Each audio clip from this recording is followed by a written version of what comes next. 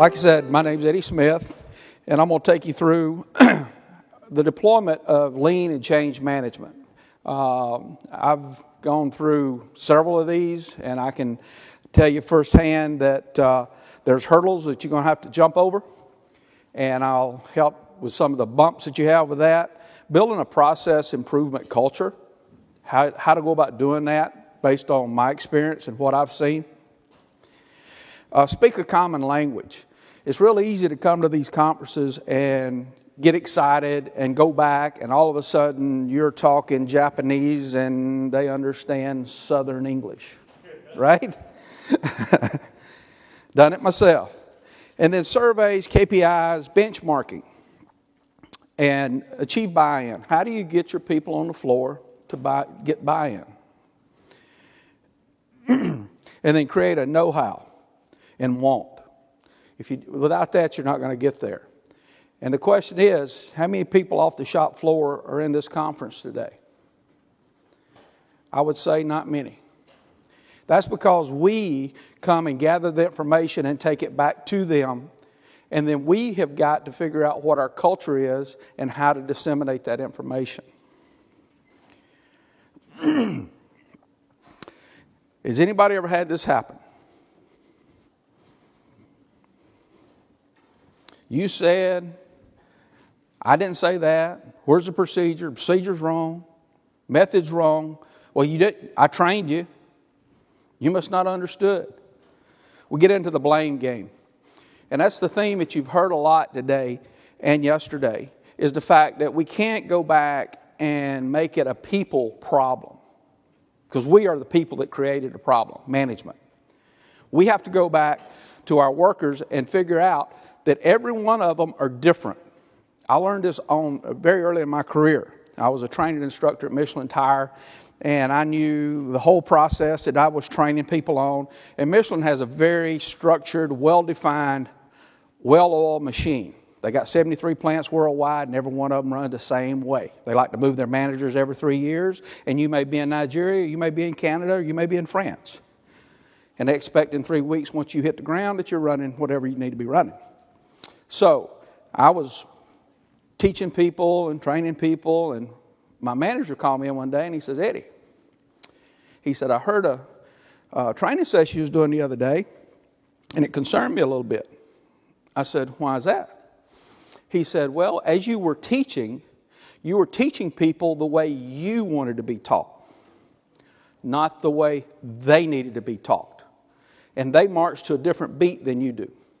Because I was very high-strung, I was very enthusiastic, I'd get the job done, I tell you, I train you, I show you, and then you just don't get it, we got a problem. So I had to change the way I was thinking. And he was right. He was absolutely right.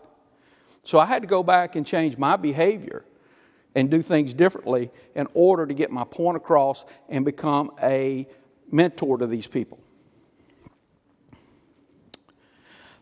Okay, lean is talking about taking waste out. So what is the customer willing to pay for? We went through an exercise yesterday, if you was in, for the need for speed, and you had the little ball. Well, the customer didn't want to pay for waste. They didn't want to do that. So what we did was we had to speed the process up in order to take all the non-value added activity out. So what's the customer willing to pay for? Use the lean approach in all operations. You can do it from the time you take the customer order till you ship the product and bill the customer. All that's a process, and everywhere along that way, you can take and implement lean. You can get an easier way for the customer to place an order. You can get an easier way to do a quote. You can do an easier way to invoice the customer. You can do a better way in accounting. So it touches every aspect of the operation. Show the employee what's in it for them. You heard that earlier today. You've got to let the employee know why you're doing what you're doing. Because when you come in and you say, we're going to do lean, that means nothing to them. When you come in and say, I'm going to do 5S, that don't mean nothing to them. But if you go out and you do training and you show them that if we go out and clean up the shop, we get the stuff up off the floor that you've been tripping on all your life. If we pick up all the nuts and bolts and stuff that falls on the floor, then it's going to make a better workplace for you. You're going to be able to do your job faster, quicker, easier. So you make it easier for them. That's why you do 5S, is it starts demonstrating to the employees what you're trying to do. And we as Americans are very visual. We got to see it in order to, you can't just tell somebody to do it. You got to see what you're talking about.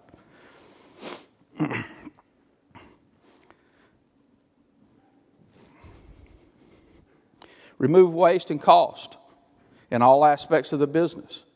Anytime you're touching something more than once, you're wasteful. So that's what you have to look at, is how many times am I doing this? And a good example of that, we do fabrication, machining, welding, paint and assembly, and shipping. In the machine shop, we were releasing an order from planning it on a machine, machining it in one operation, putting it back in the warehouse, releasing another order to take it out of the warehouse and go back to another operation. So we was doing operation 10, 20, 30, and 40. 21 moves on that one piece of material. And so the question come up from the people is, how can we do that faster? Well, if we make it visual to where when you finish operation 10, it's sitting in a queue that I can go see because I'm operation 20, I can go get it. I don't need a forklift. I don't need to move things. I don't have to do planning. I don't have to do scheduling. It just goes. So waste and cost. And this is a problem we have. It's a journey. And people are tired of alphabet soup. You know, you go into 5S, SMED, TQM, TPM, and you go on and on and on. And what they do is, like it was said day before yesterday, is people said if I ignore it long enough, it'll go away. You have to let them know that it's not going to go away, and you're not going to go away, and this is the way we're going to change our culture. This is something we're going to buy into. Top management must establish a strategy and define the direction. That's the key there, is what's the strategy and what's the direction. Then we as managers and directors can take that strategy and start building plans that go down through the organization all the way down to the shop floor. Management and hourly employees working together. This is not a dictatorship. The worst thing you can do is go back and get real enthusiastic about all you've learned these 2 days and start charging out to take the hill, being the expert, and find out you don't have anybody behind you. Because that's what happens, is we lose people. So what we have to do is figure out what's our culture in our company and how can we get the hourly people to buy into this. And what you have to do is you have to show them, because they're very visual. It don't mean nothing to go back and start preaching 5S and the tools in the toolbox and all those things without them getting a vision of what you're trying to do. And I've got an example of that I'll go over with in a minute. Cross-functional teams. This is very important. We've got a accelerator. It's a primary tillage piece of equipment that tears the ground up. It goes from 12 foot to 50 foot in length. It's our 50% of our production. So it's a big runner. And we've gone in and used it as our model, and we're saying we're going to put lean in from the time the product's ordered through till we ship it to the dealer. We put a team together. Well, the team, design engineering had to be involved, manufacturing engineer had to be involved, purchasing had to be involved, manufacturing, and the people on the floor. Well, I've been with the company, February will be a year, but prior to me coming there, they had worked on this project for a year. And I can't tell you how many meetings they've had on this to make it better. And when I get there, one of the questions I ask, well, where's your process map for your current state? Well, Eddie, you don't understand. I got a lot of gray hair here, so I understand. And they said, well, we got one, but it's very vague.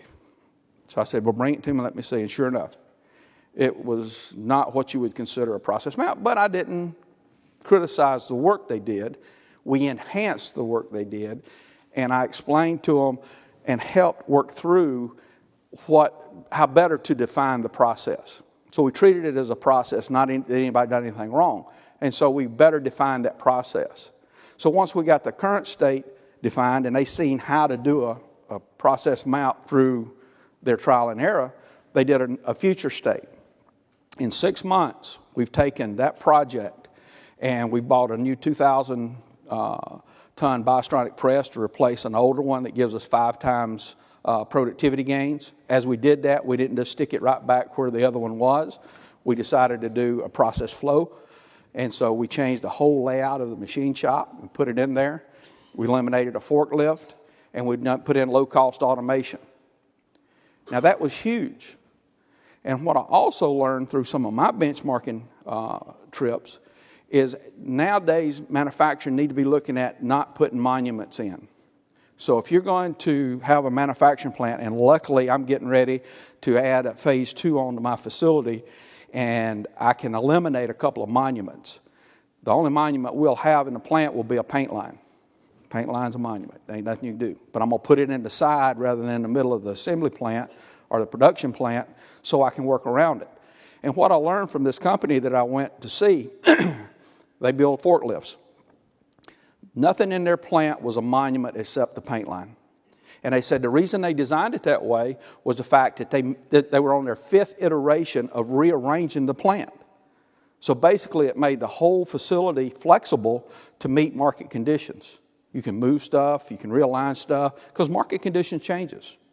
So that's a real good takeaway that I took away, is that look to make sure when you're setting your facility up, not to have monuments, and if you have monuments, move them out of your way so that you can have a straight throughput.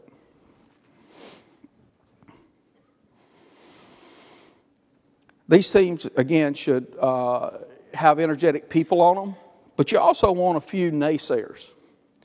And what's going to happen is you're going to find out that your naysayers will become your biggest advocates once they see the process work.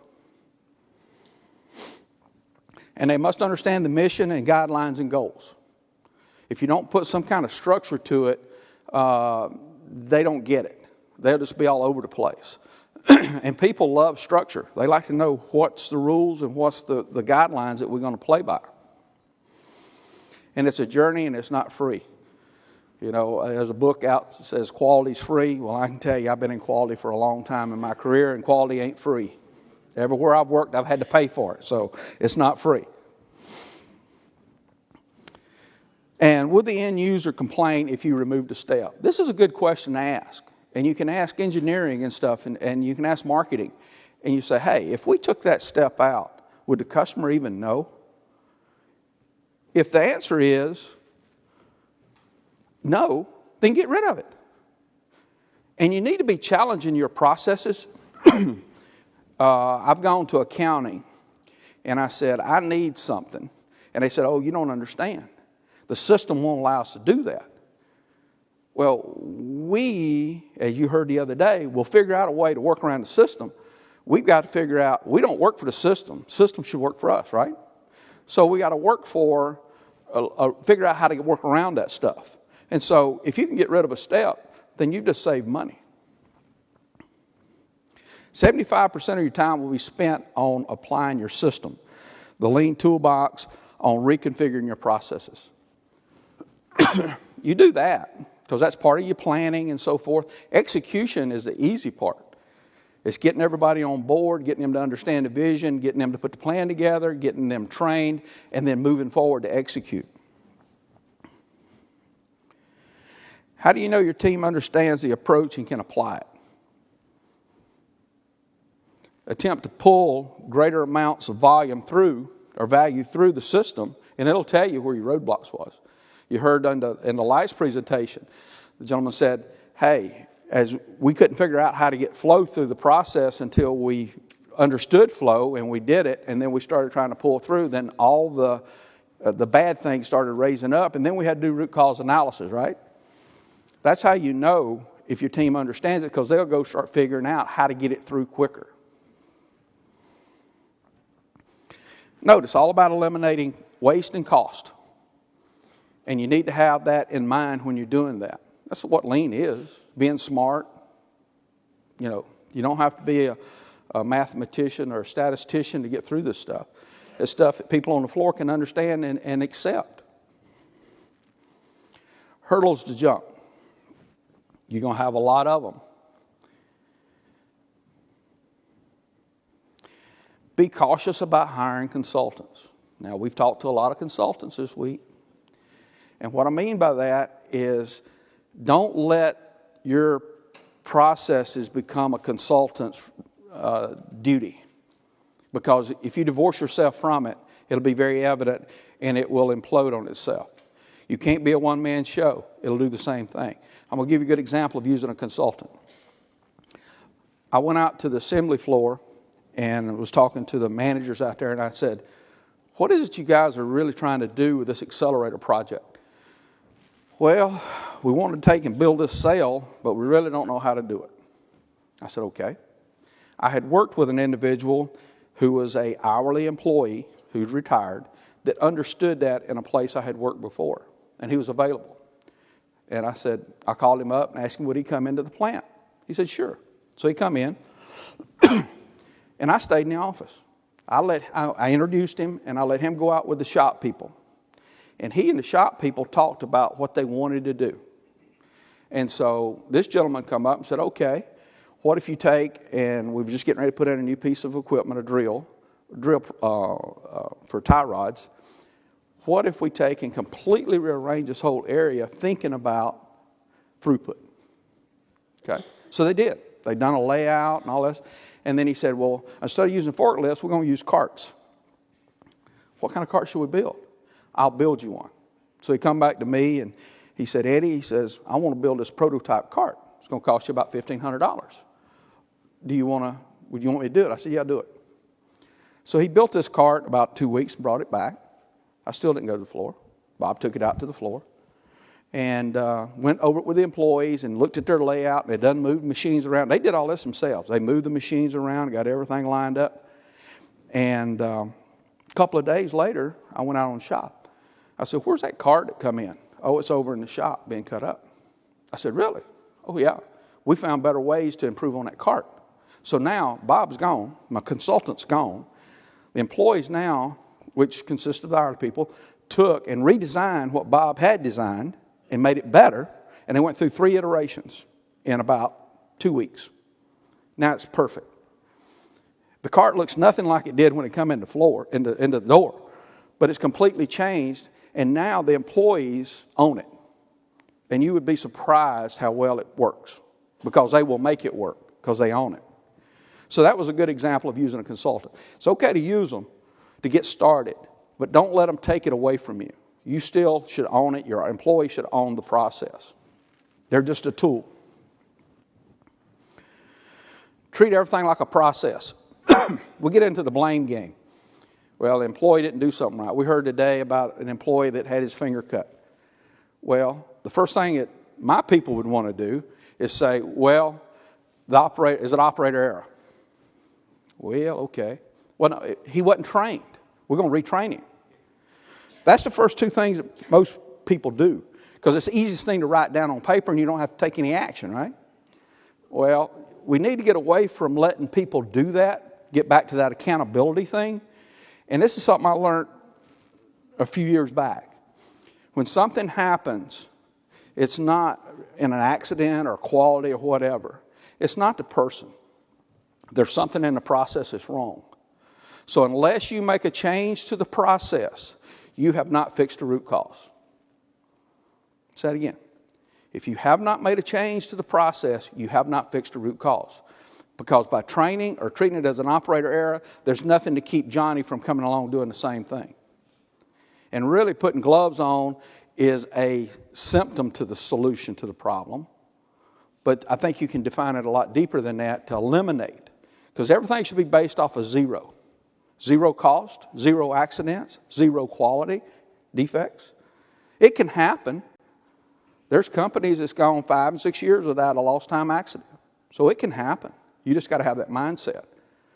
So we need to treat everything as a process. And if an operator, you go out there and you say, man, what caused this machine to screw up? Well, let me tell you, Johnny, what caused you to screw up? Must be training. Wasn't trained. So it's all how you approach it. So if you treat everything as a process problem, you will get a lot of mileage out of that. And then the people will take ownership of it, and they'll start talking about processes. Not understanding why you're doing it. You can be a dictator. And I'm going to give you an example of this. I worked for Case New Holland. They are owned by Fiat Chrysler. Excuse me. Fiat Chrysler had a person from Japan come in and teach world-class manufacturing to all their managers and all their plants. And they put tons of money in this thing. And it saved a lot of money because you're talking about 30-second cycle times. So when you go take 5 people out of something with a 30-second cycle time, that's a lot of money. Well, they tried to, and they did, brought it into Case New Holland, which is a agriculture or construction company, depending on what plant you work in. Well, this thing here rocked on, and every 6 months it was being audited by an external auditor. Now, we at CNH were audited by Chrysler or Fiat auditors, and they come in and audited us to the fact that we should be moving along at the rate of automotive, and it wasn't happening. So what happened is a lot of the plant managers got smart and got accounting involved, and they put smoke and mirrors in. And they do have workplace organization and all this stuff, and it goes pretty well, but they still are not getting the total bang for their buck.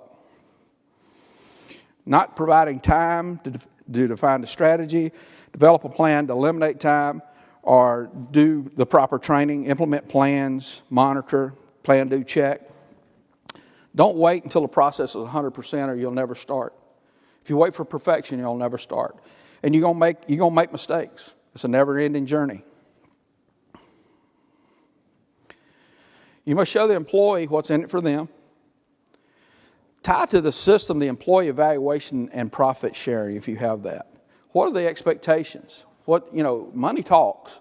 So if they can see that the company's doing better and the profit sharing's better, then that's what's in it for them. And very important, the top management get involved, but you need to do it correctly. You can't be micromanaging the whole process. You need to understand it, and you need to take roadblocks out of the people's way and turn them loose. Management must be visual on the floor. I go through the shop 2-3 times a week, and I don't purposely stop and talk to anybody. I just go through, and usually somebody comes up or weighs me down, and they want to tell me something, good or bad. And when they tell me something is bad, I say, what do you need? What do you need from me to help you? I don't chastise them for making a mistake. You tell me what you need, and we will proceed. And I've taken a lot of roadblocks out of their path, where, like buying this new Biostronic press, it's $200,000. They said the other managers would not have spent that kind of money.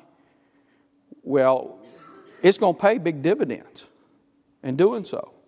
They just didn't want to lay out $200,000 at one time. Fortunately, I've got a boss that believes in that. And then you have to develop a win-win.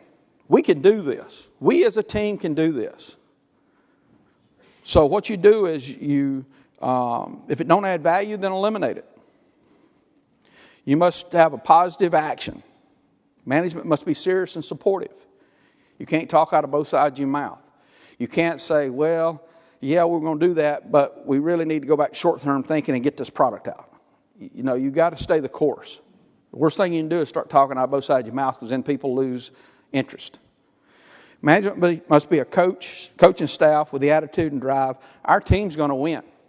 Are you going to fail some? Absolutely. That's how you learn. But you treat it as a process when you go to address it.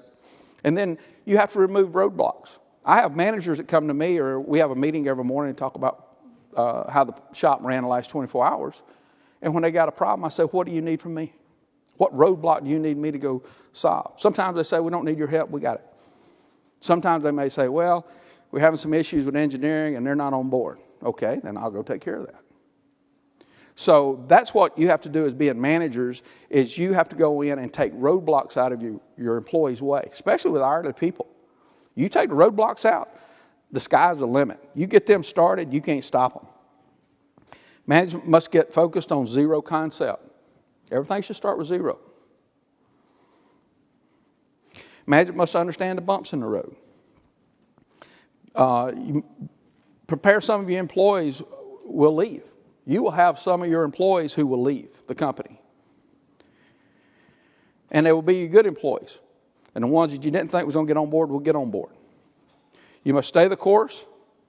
Hourly employees buy in. That's critical. But you got to show them what to do. Best way to show an hourly employee is to put them in a benchmarking trip and take them to a company that's doing it and let them see what they're doing. I did that, and when I come back, my plant superintendent's 68 years old. Been there for 26 years. Now, you'd think if anybody wasn't going to change, he wouldn't, because he could walk out the door any time, right? He didn't go, but I sent his manager and some of the hourly people to a benchmarking trip. They come back so excited on what they want to do, got him excited. Now, he's all wrapped up. Now, he don't want to retire. He said, I'm going to stay here and see this thing through. This is pretty good stuff. And then you need to put structure. This is just one that I have. It's where it's a 10-pillar system. First, it's safety, quality, cost, people, rapid improvement, workplace organization. For most companies, this is where you have their biggest bang for your buck, is workplace organization. That's where most of your waste is in workplace organization. Tools 10 miles away from where they should be, material 14 miles from where they need to be, people waiting on stuff, hardware not being delivered in a timely manner, those kind of things. Operator maintenance. There's some things that maintenance needs to do, and there's some things that the operator can do that's maintenance. So you need to start educating your people on taking ownership of their machines or their processes. Preventive maintenance, need to track it. That's important to keep your equipment up and going. Supply chain. You need to have the right thing at the right place at the right time. And you need to have it coming in more frequently. Inventory is bad stuff. Environmental and product knowledge management. Now, I'm going to tell you a little bit about supply chain. With what we've done in the last 6 months at the facility where I work at, we've actually taken about $500,000 out of cost. We've reduced WIP by over $200,000. We've eliminated scrap. We've eliminated waste. And it's about a $500,000 savings in 6 months. And that's just scratching the surface.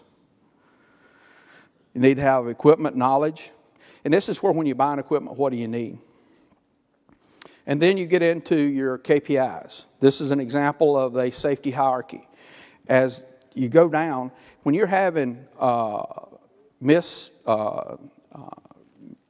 opportunities where somebody almost got hurt, or you have a recordable, it's a matter of time before you're going to have somebody that's going to have a lost time accident or even worse, killed. So you really want to stay on top of that and start driving that to zero. Here's a world-class quality matrix where you can take and go in and look at complaints and plot them. Then again, you can see here the largest problem is non-value-added activity, which is mostly in workplace organization and line balance. And this is some pictures of some places, and you can see the before and after. And this is what you're looking for. Always take a picture of where you started and then where you wind up and compare it. Because you're going to forget. And then you go back and you say, man, we've done a lot. I was shocked when I went back and said, how much have we done in the last 6 months? And then you got to do something, low-cost automation and automation. They've got to go hand in hand. And a lot of times you can solve it by just doing low-cost automation. This right here is a room that all this stuff used to be piled up somewhere. So we went in and organized it, put the tools closer to the operators, and then they can go in and get what they need in a very timely manner. And we also put colors on gauges so they can walk around and look and make sure their gauge is very visual or reading correctly. And then this is your 7 steps to getting there with your key activity indicators and your key performance indicators. Steps to improve, cost analysis, models, plans and living systems, training, employees, key performance indicators, tracking, and extend or expand. And then final, efficiency and productivity. In summary, commitment. You got to have commitment from top management, and it's got to be demonstrated. It's a journey. It's not something that's going to end, and you got to remove the roadblocks. You got to treat everything like a process. Set up a model area. Don't go try to eat an elephant and do everything at one time. Pick you out one of your critical processes and say, this is what we're going to focus on. And stay focused on that till you get it to where you want it. Not perfect, but where you want it. And then move on to the next one, and you'll leapfrog and you'll pick up very, very quickly. And use a zero concept. Use cross-functional teams, structured approach, and teams. Now I'm going to leave you with a strong message here. This is the CEO of Fiat Chrysler, Sergio Marchionne. There's been a lot written about the man. He's a very smart individual. I've been in meetings with him. He's on the shop floor right now at one of the Chrysler plants listening to an operator tell him about a problem and what they're doing about it. Look at his eyes. He's very intent. And this is true. It's not staged. It's not for the photograph. This is a photograph that I got when I was at the plant. And you can see everybody around him is very interested. That shows commitment. Okay? Thank you.